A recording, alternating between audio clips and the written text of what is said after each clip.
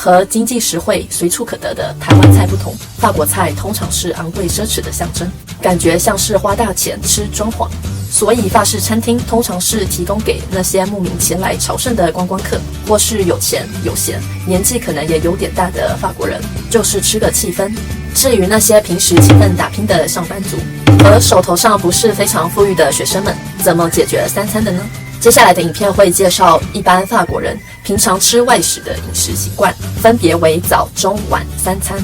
Salut， c'est Cynthia大鸟。若您第一次点进来，这个频道主要是由法式生活迈入第5年的台湾穷书生看法国的2、3事。若您对这类主题有兴趣，欢迎订阅并开启小铃铛，这样您每周就不会错过新影片。让我们开始吧。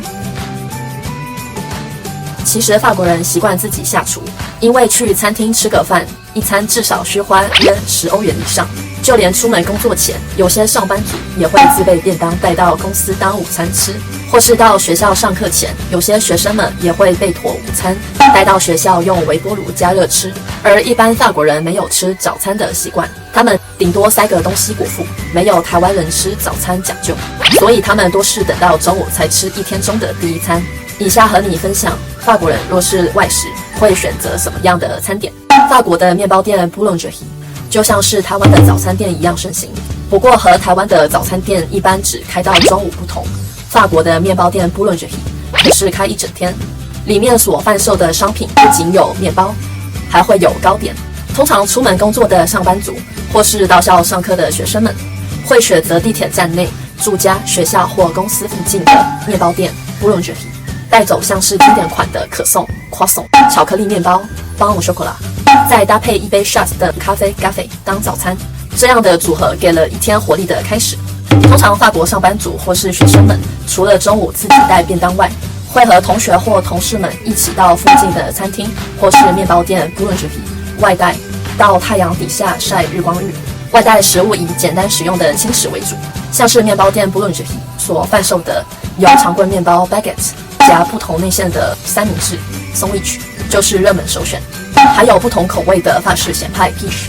同样受上班族或学生们的喜爱。当然，若公司给的午休时间比较充裕，或是上司请职员们聚餐，也是会到附近的餐厅内用餐。而学生们主要是看当天的课表而定，若2堂课中间至少有3小时以上的空档，在大巴黎学校的学生们也是会选择到小巴黎的餐厅用餐。诚如标题所写，一般法国上班族或是学生们根本不会选择到法式餐厅用餐，因为不仅贵又分量少。这时候异国美食就是他们很好的选项，像是意式料理、越南料理、印度料理或是中式料理，都是一致公认较平价的餐厅，一份的分量也符合一般成年人的食量。尤其土耳其特产的沙威玛 kebab 更是物美价廉的美食。听闻在法国比较贫穷的区域，可以找到较多间的沙威玛 kebab 专卖店。说到这里，您是否心动不如马上行动，想要体验看看法国一般上班族或学生们的一日3餐外食呢？我再重述一次，本集重点有3。第一，可颂 croissant 或巧克力面包 pain au chocolat 或咖啡 café 是经典早餐 petit déjeuner 的组合。第二，午餐 déjeuner 的三明治 sandwich 和法式咸派 quiche 皆有拥护者。第三，土耳其美食 kebab 比起意式、越南、印度或中式料理，更是晚餐 dinner 最经济实惠的选择。最后偷偷告诉你，若你好奇法国上班族或是学生平常都搭乘什么交通工具到公司上班或到学校念书的话，敬请期待之后的影片内容。今天影片就到这边咯。若你喜欢这集的内容，欢迎按赞、分享。若你有任何疑问、心得或建议，也欢迎在底下留言。谢谢您的收看，我们下回见，Salut。